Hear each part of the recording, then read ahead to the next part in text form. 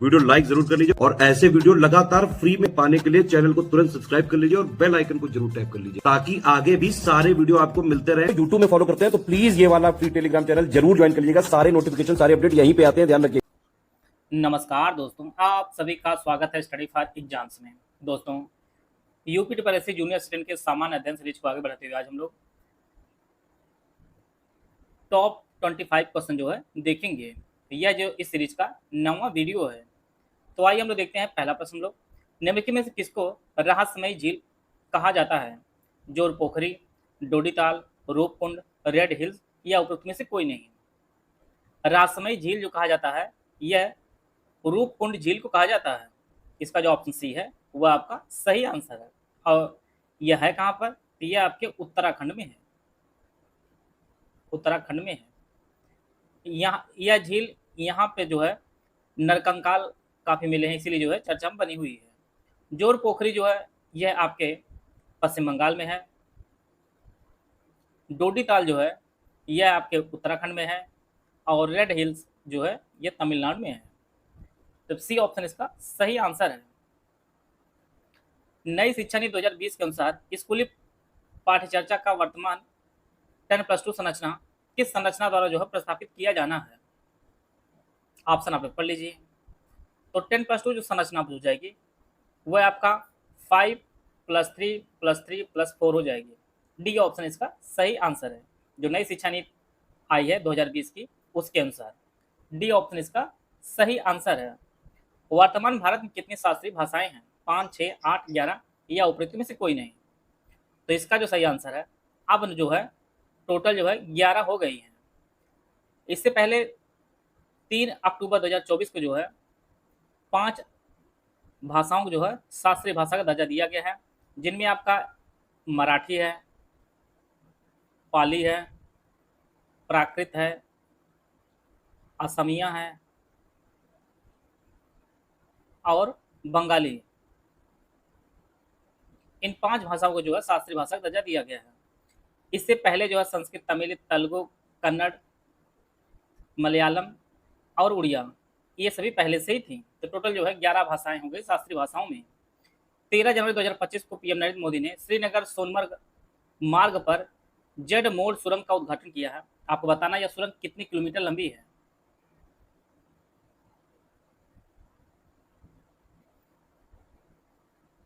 To 2.6 kilometre, 3.6 kilometre, 5.2 kilometre या 6.5 kilometre या उपरोक्त में से कोई नहीं। तो इसका जो सही आंसर है टोटल जो लंबाई इसकी है वह 6.5 किलोमीटर है। इसका जो ऑप्शन डी है वह आपका सही आंसर है। श्रीनगर सोनमर्ग मार्ग पर जो है जेड मोड़ सुरंग की जो लंबाई है वह 6.5 किलोमीटर है, जिसका जो उद्घाटन है वह नरेंद्र मोदी जी ने किया है। डी ऑप्शन इसका सही आंसर है। निम्नलिखित घटनाओं का कालक्रम में जो है व्यवस्थित करना है और सही ऑप्शन आपको चूज करना है। पूना पैक्ट, गांधी इरविन समझौता, क्रिप्स मिशन, सविनय अवज्ञा आंदोलन। ऑप्शन आप लोग पढ़ लीजिए। पूना समझौता जो हुआ था ये आपका 1932 में हुआ था। गांधी इरविन समझौता जो है ये आपका 1931 में हुआ था। क्रिप्स मिशन जो है ये आपका 1942 में आया था। सविनय अवज्ञा आंदोलन आपका 1930 में हुआ था। तो सबसे पहले सविनय अवज्ञा आंदोलन हो जाएगा, गांधी इरविन समझौता दूसरे स्थान पर, पूना पैक्ट तीसरे स्थान पर और क्रिप्स मिशन आपका चौथे स्थान पर हो जाएगा। इस प्रकार जो है इसका जो सही आंसर हो जाएगा सी आंसर इसका सही आंसर हो जाएगा। पूना पैक्ट 1932, गांधी इरविन समझौता 1921, क्रिप्स मिशन 1942 और सविनय अवज्ञा आंदोलन 1930।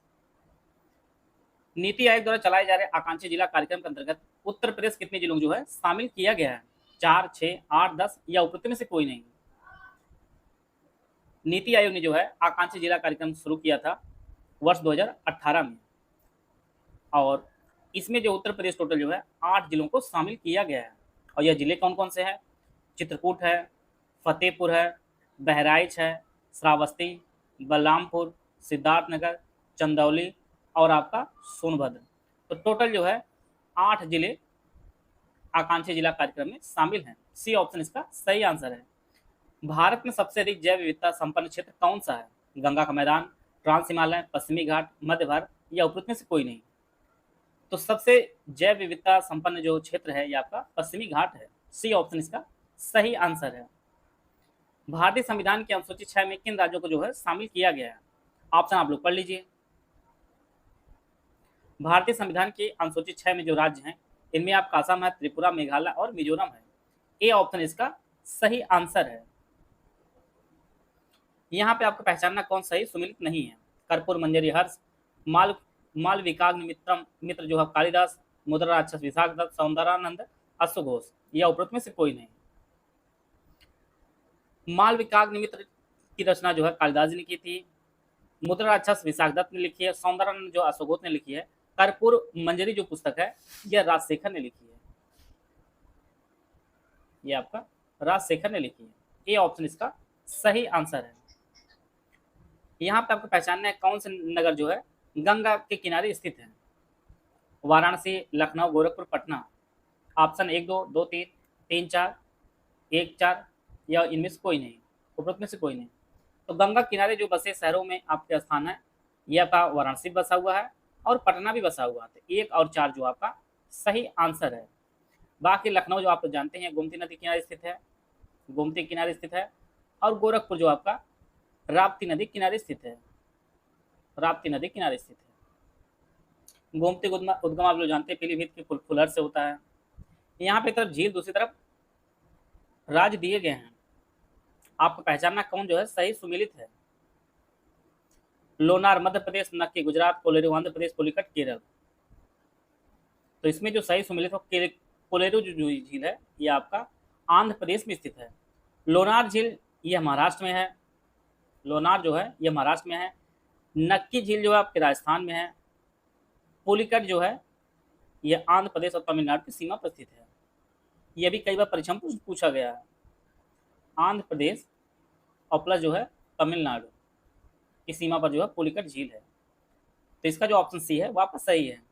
यहाँ पे कौन से खरीफ की फसल नहीं है वह आपको पहचानना है। कपास, मूंगफली, मक्का, सरसों। तो सरसों आप लोग जानते हैं कि यह खरीफ की फसल नहीं है बल्कि रबी की फसल है, और यह जो है तिलहन की फसल है, यह आपके रबी की फसल है। गेहूं के साथ बोई जाती है सरसों। डी ऑप्शन इसका सही आंसर है।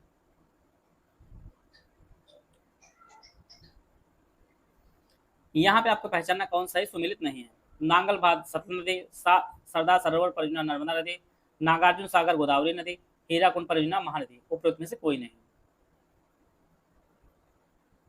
नांगल बांध सतलुज नदी पर है, सरदार सरोवर परियोजना नर्मदा नदी पर है, हीराकुंड महानदी पर है, नागार्जुन सागर बांध परियोजना जो है यह गोदावरी पर नहीं बल्कि कृष्णा पर है। किस नदी पर है? कृष्णा नदी पर है। तो सी ऑप्शन इसका सही आंसर है। यहाँ पे तब देश की राजधानी दी गई है, इनको आपको सही सम्मिलित पहचानना है। Uzbekistan, Tajikistan, Kyrgyzstan, Turkmenistan, Tashkent, Dushanbe, Bishkek, Ashgabat. Uzbekistan की राजधानी ताशकंद है, आप जानते हैं। ताजिकिस्तान की दुशानबे, किर्गिस्तान की राजधानी जो है ये बिश्केक है, और तुर्कमेनिस्तान की अशगाबाद है। तो ये जो एक दूसरे से सही सुमिलित है, इस प्रकार से जो है सही सुमिलित हो जाएंगे। उज्बेकिस्तान का ताशकंद, ताजिकिस्तान का दुशानबे, किर्गिस्तान का बिश्केक, तुर्कमेनिस्तान का अशगाबाद। ये काफी इंपॉर्टेंट देश हैं। यहाँ की राजधानी बार बार परीक्षा में जो है पूछी जाती है, महत्वपूर्ण आपके लिए। भारतीय संविधान 11वीं अनुसूची में कितने विषय हैं? 27, 20, 25, 29 या उपरोक्त में से कोई नहीं। तो 11वीं अनुसूची में टोटल जो कुल विषय हैं ये आपके 29 विषय हैं, और इसे जो है 1992 में 73 संविधान द्वारा जो इसे जोड़ा गया था। और इस अनुसूची में पंचायत की शक्तियां, ग्रामीण विकास, गरीबी उन्मूलन, बाजार, सड़क, पेयजल आदि जैसे महत्वपूर्ण विषय जो है शामिल किए गए हैं। इसमें टोटल 29 विषय हैं।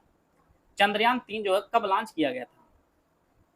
14 जुलाई 2022, 14 जुलाई 2023, 29 जुलाई 2023, 14 जुलाई 2022।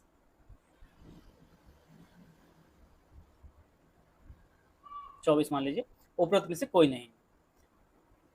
चंद्रयान 3 जो लॉन्च किया गया था वो 14 जुलाई 2023 को लॉन्च किया गया था। इसका जो ऑप्शन बी है वो आपका सही है। इसमें जो लैंडर था उसका नाम विक्रम था और रोवर आपका प्रज्ञान था, और इसे जो है LV-M3 M4 रॉकेट से जो है श्रीहरिकोटा से 14 जुलाई 2023 को जो है लॉन्च किया गया था। तो इसका जो ऑप्शन बी है वो आपका सही आंसर है।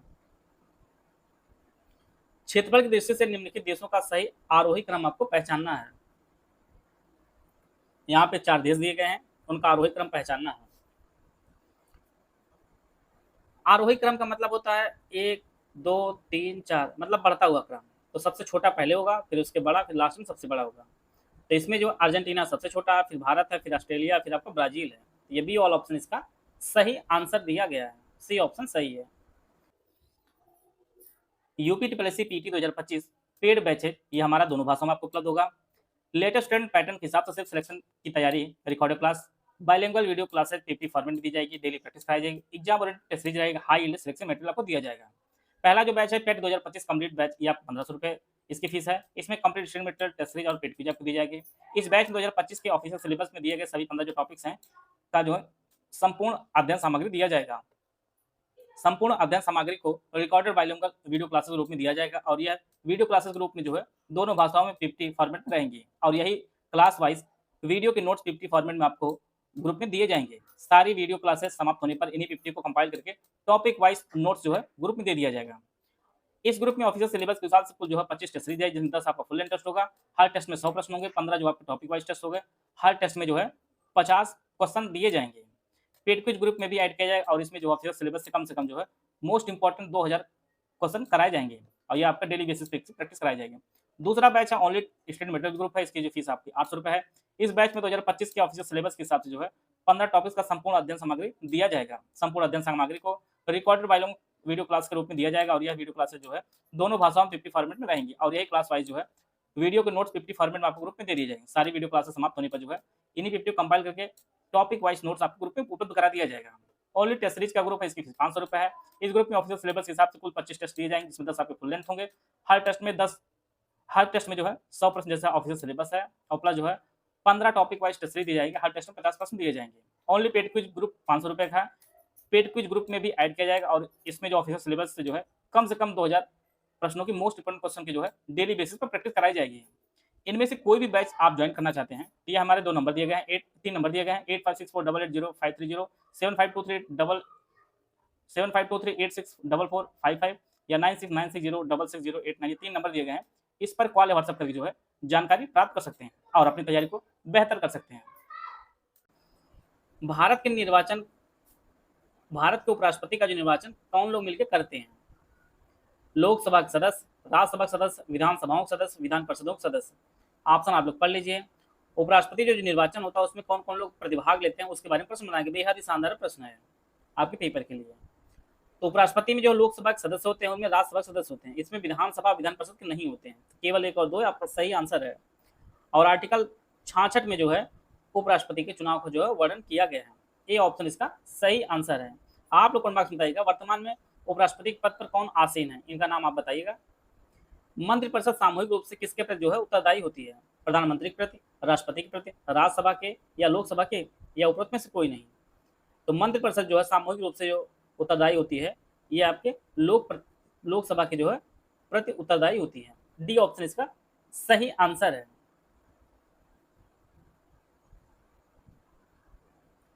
धान विधेयक भारत के संविधान किस अनुच्छेद में जो है परिभाषित किया गया है? आर्टिकल 109, आर्टिकल 110, आर्टिकल 111, आर्टिकल 112 या उपरोक्त में से कोई नहीं।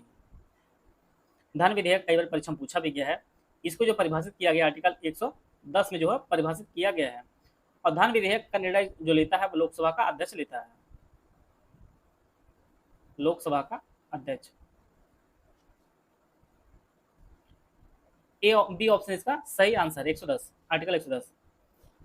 यहाँ पे जो प्रोजेक्ट शुरू किए गए हैं, जो अधिनियम है, और दूसरी तरफ किस वर्ष में किया गया उसके संदर्भ में आपको पहचानना कौन सा विकल्प जो है सही है। प्रोजेक्ट एलिफेंट, प्रोजेक्ट टाइगर, गिर लाइन प्रोजेक्ट, वन्य जीव एक्शन प्लान, वन संरक्षण अधिनियम। प्रोजेक्ट एलिफेंट 1991-92 में आया था। प्रोजेक्ट टाइगर जो है 1973 में। गिर लाइन प्रोजेक्ट जो है ये 1972 में। राष्ट्रीय वन्य जीव एक्शन प्लान जो है ये 1982 में। वन्य जीव संरक्षण अधिनियम 1980 में। इस प्रकार जो है इसका जो ऑप्शन बी है वो आपका सही आंसर है। प्रोजेक्ट एलिफेंट 1991 में, प्रोजेक्ट टाइगर 1973 में, गिर लाइन प्रोजेक्ट 1972 में, राष्ट्रीय वन्य जीव एक्शन प्लान 1982 में, वन्य संरक्षण अधिनियम जो आपको 1980 में आया था। बी ऑप्शन इसका सही आंसर है। अम्लराज के संगठन में कौन कौन किस अनुपात में होते हैं उससे प्रश्न बनाया गया है। बेहद अच्छा प्रश्न है, कई बार परीक्षा में पूछा भी गया है। अम्लराज में जो है हाइड्रोक्लोरिक एसिड और नाइट्रिक अम्ल मिलकर बनते हैं और इनका जो अनुपात होता है वह 3:1 का होता है। ये बी ऑप्शन इसका सही आंसर है। और इसे हम लोग एक्वरेजिया भी कहा जाते हैं और यह जो है सोने को भी गला देता है। परीक्षा में यह भी पूछा जाता है, सोने को गला देता है। बी ऑप्शन इसका सही आंसर है। 3:1 में जो है HCl और HNO3 मिलाया जाता है, तब अम्लराज बनता है। चैट जीपीटी किसके द्वारा जो है विकसित किया गया था? Google, open AI, Apple, Nvidia या उपरोक्त में से कोई नहीं। तो चैट जीपीटी को जो है ओपन एआई ने जो है विकसित किया है। बी ऑप्शन इसका सही आंसर है। यहाँ पे कुछ स्मारक दिए गए, इनको जो है कालक्रम के अनुसार जो है व्यवस्थित करना है। रानिया दौरानी का मकबरा औरंगाबाद, शेरशाह सूरी का मकबरा सासाराम, हुमायूं का मकबरा दिल्ली, अटाला मस्जिद जौनपुर। राबिया दौरानी का मकबरा जो है यह 1651 से जो है 61 तक बना था। शेरशाह सूरी का मकबरा 1945 से 1540 से 45 में बना था।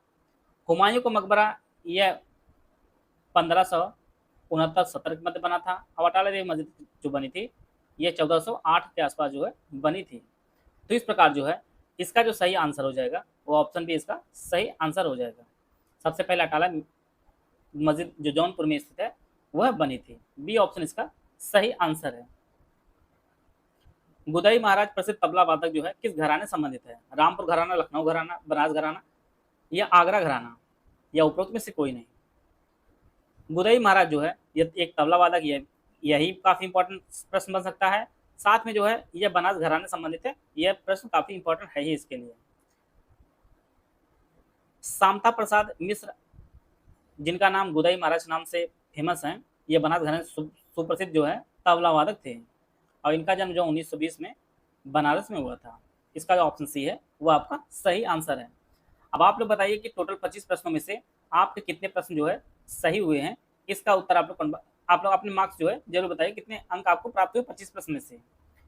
आशा है आप सभी को बहुत कुछ जानने को मिला होगा। मिलते हैं नेक्स्ट वीडियो, तब तक जय हिंद, जय भारत।